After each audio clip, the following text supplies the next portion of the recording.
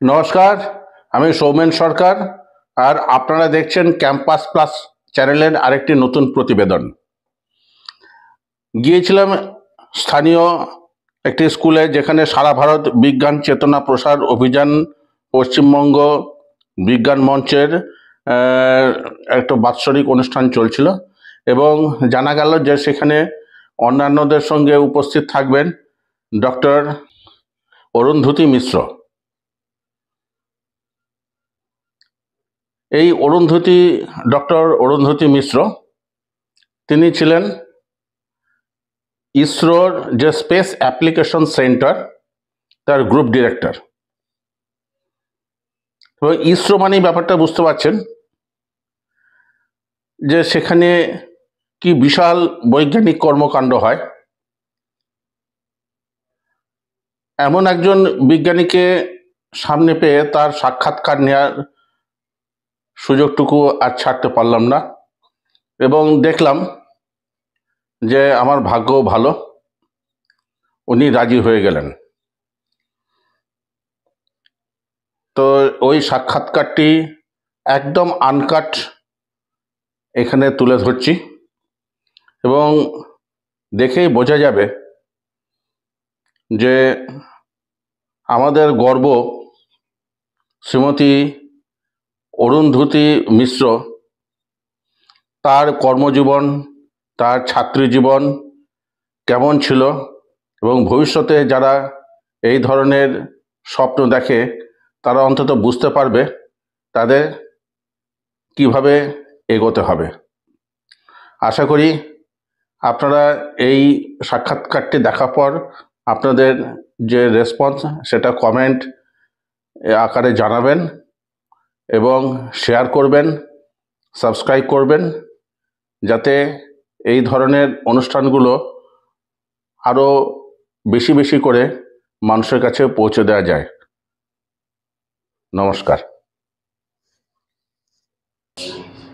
কথা বলছি প্রখ্যাত বিজ্ঞানী এবং ইসরোর প্রাক্তন ডিরেক্টর, স্পেস অ্যাপ্লিকেশন সেন্টারের ডিরেক্টর, গ্রুপ ডাইরেক্টর বলুন, আরেকবার একটু করতে হবে, গ্রুপ ডাইরেক্টর। Group director. তো প্রথমেই একটু উদ্বোধনী কিছু প্রশ্ন করতেই হয় যে এত বড় বিজ্ঞানী কিন্তু এসেছেন একটা বিজ্ঞান মেলাতে। উনি যেমন সবাইকে মোটিভেশন দিচ্ছেন, তেমনি এই কাজটা করার পিছনে ওনার মোটিভেশনটাকে একটু শুনে নেয় ম্যাডাম। এটা একটা খুবই কমপ্লিকেটেড কোয়েশ্চেন আপনি করেছেন, কিন্তু আমার মোটিভেশন যদি বলতে হয়, আমি আসলে মানে যা ছাত্রছাত্রী বাচ্চাদের সঙ্গে অনেক দিন ধরেই যুক্ত। আমি যখন ইসরোতেও ছিলাম, স্যাকেও ছিলাম, আমার আন্ডারে অনেক এমটেক বিটেক পিএইচডির প্রজেক্টওয়ালা ছেলেমেয়েরা কাজ করেছে। আমার খুব ভালো লাগে যে যারা এই কারেন্ট জেনারেশন, যারা মানে এখনও শিক্ষা যারা পাচ্ছে, যারা এখনও শিক্ষা নিচ্ছে, তারাই তো আমাদের ভবিষ্যৎ। আমরা যে কাজ করেছি সেটা তো তাদের কাঠামো হয়ে গেছে, তারা তো জানে যে আমরা এই কাজগুলো করেছি। এইসব ছাত্রছাত্রীদের সামনে তো একটা রোল মডেল থাকে, এবং তারা জানতে চাইবে যে একজন group director of speech application centre হতে গেলে তার কি কি থাকা দরকার। দেখুন, এটা একটা ব্যাপারটা একটু রিলেটিভ ব্যাপার, যে খালি পড়াশুনোতে আমি খুব ভালো কাজ করি, সেগুলো তো দরকারই, সেটা তো আমার প্রথম জিনিস। যে আমাকে একটা নতুন কিছু করে, কারণ এটা রিসার্চ সেন্টার, করতে হবে, সেটার জন্য যেভাবেই হোক চেষ্টা করতে হবে, আর নিজেকে করে দেখাতে হবে, নিজের হাতে কাজ করতে হবে। এই নাই যে এখান থেকে ওখান থেকে টুকিটাকি করে বা জোড়াতালি করে করলাম, সেইভাবে না। ম্যাডাম, দয়া করে যদি একটু আপনার স্কুল থেকে শুরু করে এই ডিরেক্টর পর্যন্ত একটু যদি প্রোফাইল হিস্ট্রিটা সবাই একটু উদ্বুদ্ধ হোক। মানে এটা হয়তো নেট ঘাটলে অনেকেই পাবে, কিন্তু এই ইন্টারভিউ সেটা একবার পেয়ে যাওয়া তো একটা ব্যাপার। আপনি একদম প্রাথমিক স্কুল থেকে একদম পর্যন্ত, কি বলে, আপনার অবসর গ্রহণ পর্যন্ত আচ্ছা, ছোট্ট করে, হ্যাঁ, কারণ বলা খুব মুশকিল। কিন্তু আমি যদি বলি যে আমি তো born and brought up in Kolkata. আমি সাউথ পয়েন্ট স্কুলের প্রাক্তন ছাত্রী। সাউথ পয়েন্টে আমি মানে টপার ছিলাম। তো মাধ্যমিক, হায়ার সেকেন্ডারি, দুটোতেই আমার টপ র্যাঙ্ক ছিল। তারপরে আমি জয়েন্ট এন্ট্রান্স দিই।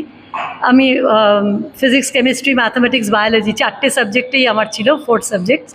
আর আমি অফকোর্স ওখানে ইংলিশ মিডিয়াম স্কুলে পড়েছিলাম, তাই জন্য আমার হয়তো বাংলাটা অত ফ্লুয়েন্সি নেই, কিন্তু তাতে কোনো কিছু এসে যায় না। আমার যখন এবিটিএ এগুলো সলভ করতাম তখন বাংলা এই সমস্ত স্কুলে, বর্ধমান স্কুল, জেলা স্কুলের অঙ্কগুলো আমরা সলভ করতাম। আর সেইগুলো থেকে আমাদের যে প্রাথমিক যে প্রাইমারি স্কুলে যে এডুকেশন, হায়ার সেকেন্ডারি যে এডুকেশন, আমার বাবা মা আর শিক্ষক এরা হচ্ছে আমার, মানে সত্যি কথা বলতে কি এরাই আমাদেরকে গড়েছেন। এনাদের জন্যই আমি যা পেয়েছি, যা করতে পেরেছি, যা উদ্বুদ্ধ হয়েছি, মোটিভেশন হয়েছে, এদের থেকেই আমার মানে এই সমস্ত পেয়েছি।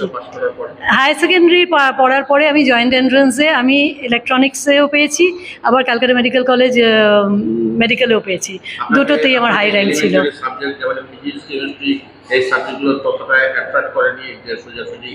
না না, ফিজিক্স, কেমিস্ট্রি, ম্যাথামেটিক্স হচ্ছে বেসিক, আর বায়োলজি আমি 4টেই যেহেতু আমাদের পড়তে হয় হায়ার সেকেন্ডারিতে, যদি আমি সায়েন্স টপিকে যেতে চাই।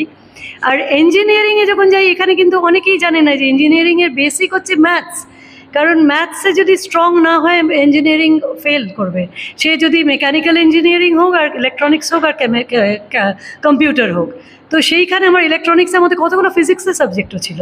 আর সেই বেসিক ইলেকট্রনিক্স ইজ বেসিক্যালি ফিজিক্সেরই ফান্ডামেন্টালগুলো আছে।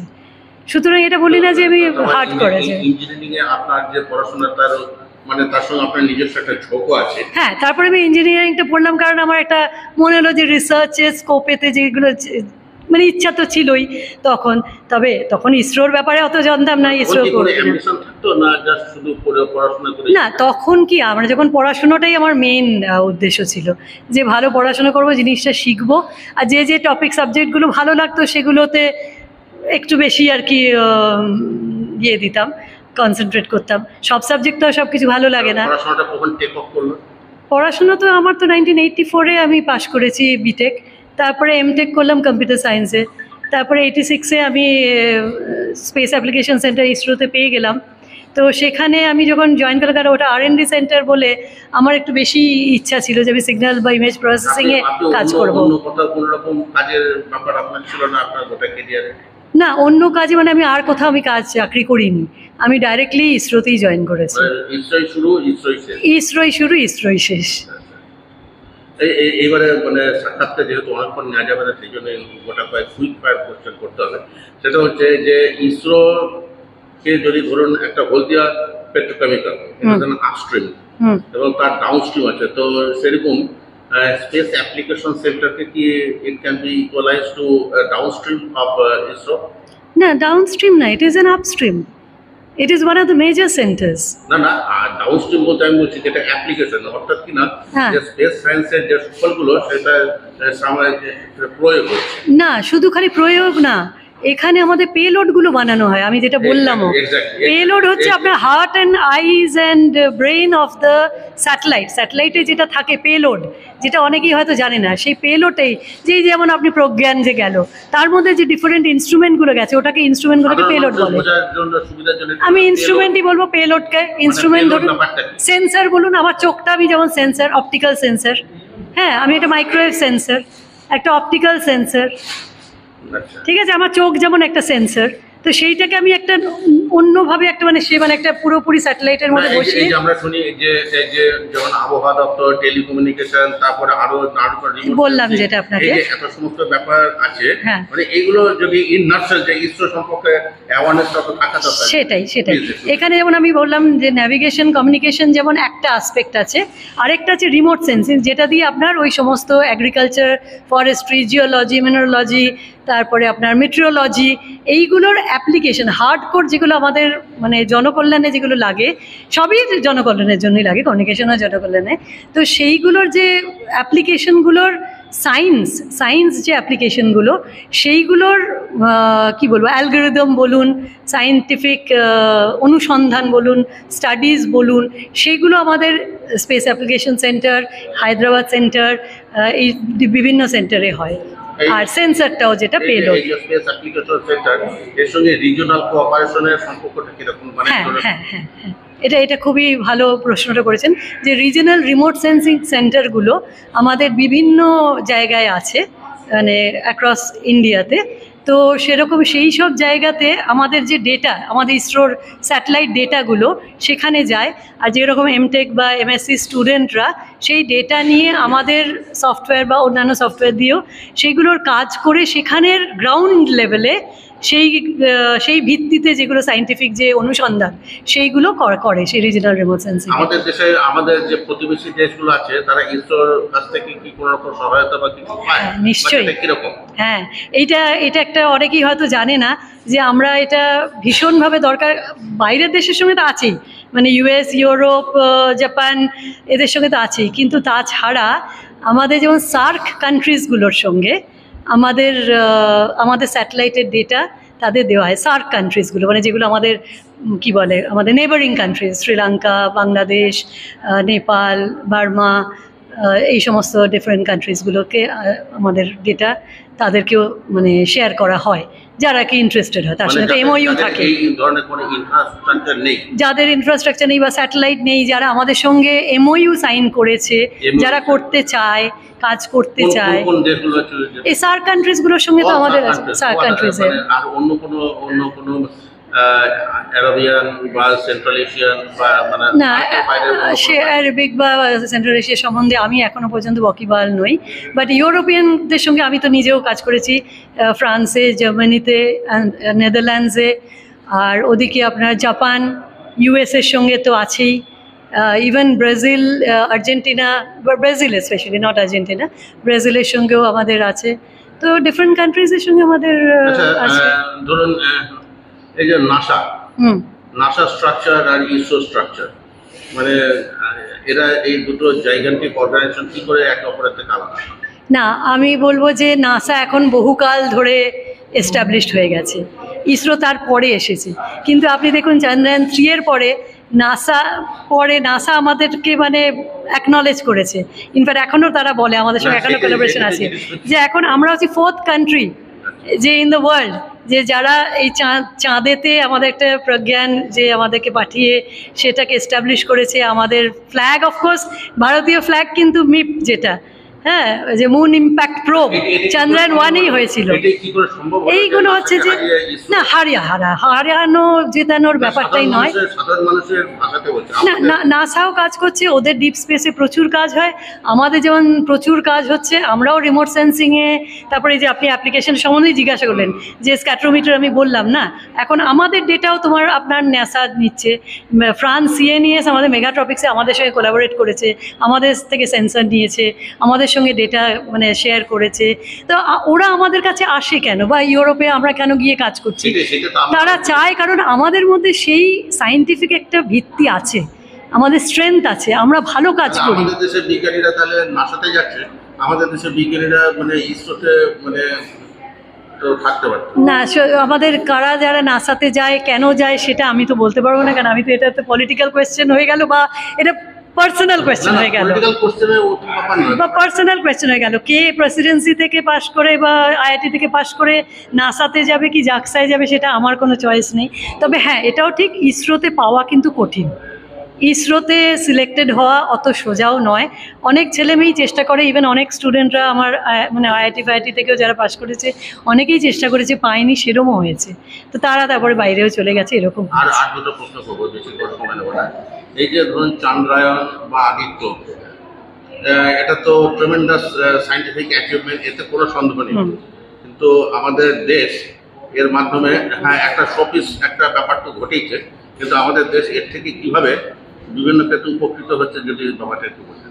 আচ্ছা, একটা আপনাকে আমি বললাম, তখন আমি নিজের যখন কথা বললাম, জিও পলিটিক্যাল একটা দরকার, যে আমার একটা পাওয়ার দরকার, আর পাওয়ার না থাকলে কেউ আপনাকে ইজ্জত করবে না। আজকে নাসাতে কেন বাইরে ডিপ স্পেসে পাঠাচ্ছে, তারা কেন স্কাইল্যাব পাঠাচ্ছে, আমাদেরও আজকাল হয়তো আপনারা দেখবেন গুগলে প্রচুরই আসে।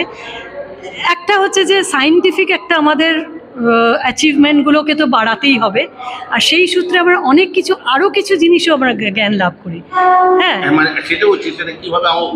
হ্যাঁ, উপকৃত যেমন হচ্ছে, যেমন ধরুন আজকে যখন আমি একটা খুব সামান্য একটা হিস্টোরিক্যাল কথা বলি, যে যখন কলম্বাস যখন আমেরিকা ডিসকভার করেছিল, সে কিন্তু ইন্ডিয়া ডিসকভার করতে চেয়েছিল, সে আমেরিকা ডিসকভার করলে আজকে আমেরিকা হচ্ছে টপমোস্ট ইন দ্য ওয়ার্ল্ড।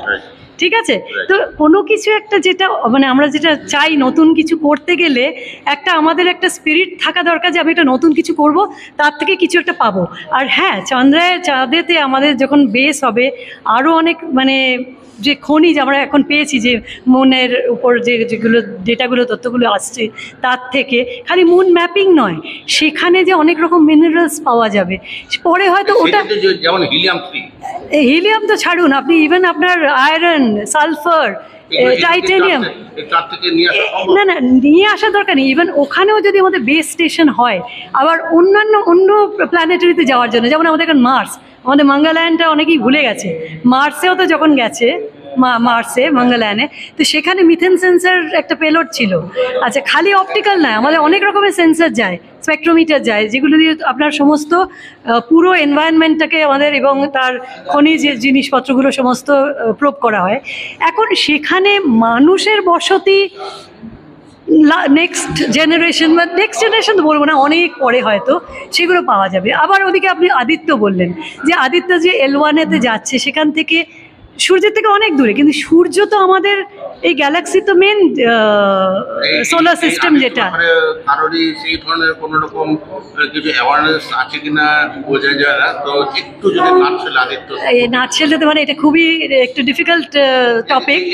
যেমন সূর্য যেমন হচ্ছে আমাদের, আমরা বেঁচে আছি সূর্যের জন্য, তাই তো? কারণ সূর্য আমাদেরকে যে এনার্জিটা দিচ্ছে, সেই সূর্যের সূত্রেই আমাদের সমস্ত অক্সিজেন, এই আমাদের মানে যে কী বলুন, ফটোসিনথেসিস বলুন, সব কিছু বলুন সূর্যের জন্য, নইলে আমরা মানুষ মানে জীব আর কি বেঁচে থাকতো না। তো আজকে সমস্ত গ্রহের উপরই সূর্যর, যেটা আমাদের সোলার সিস্টেমে আছে, তো সবের উপরেই তো প্রভাব আছে। এখন আজকে মার্সে বসতি আছে কি না, কোনো লিভিং সিস্টেম আছে কি না, একজন মাঝে মধ্যে হয়তো খবরও আসে যে হয়তো আছে, কিছু পাওয়া যাচ্ছে, তার কোনো ফুটপ্রিন্ট পাওয়া যাচ্ছে। সেরকম ভিনাসেও আমাদের নেক্সট যাওয়া হবে, তো সেইগুলোর থেকে নানা রকম তথ্যও আমাদের পাওয়া যাবে, যেটা কিনা আমাদের মানে আগে পরে হয়তো জন্মে আরও পরের দিকে হয়তো আর্থের সিস্টেমের কীরকম জিনিসপত্র হবে সে আমরা বলতে পারবো না, এখন তো আমরা সেগুলো বলাও সম্ভব না কারো পক্ষে। কিন্তু অন্যান্য প্ল্যানেটের ক্ষেত্রে যে সমস্ত জিনিসগুলো, তথ্যগুলো সংগ্রহ করা দরকার, আর স্পেস বেস স্টেশনগুলো করার দরকার, আরও বেশি অনুসন্ধান করবার জন্য, আরও সায়েন্টিফিক প্রোগ্রেস করবার জন্য, এবং হয়তো ভবিষ্যতে আরও কিছু জিনিস, এই যেমন মিনারেলগুলো যে ফেরত আনার চন্দ্রায়ন 4-এ আমাদের সোমনাথজি চেয়ারম্যান স্যার বললেন সেদিনকে কথা, তো সেইগুলো আমাদের নানা রকমভাবে আমাদের হয়তো আমাদের কী বলবো, অ্যাপ্লিকেশন হবে হয়তো। আপনাকে অনেক ধন্যবাদ এতটা সময় দেওয়ার জন্য, এবং যদি ভবিষ্যতে আবার যদি সেরকম রেসপন্স আসে, আশা করি আপনার সাক্ষাৎকার আরেকবার পাবো। নমস্কার, থ্যাংক ইউ, ধন্যবাদ।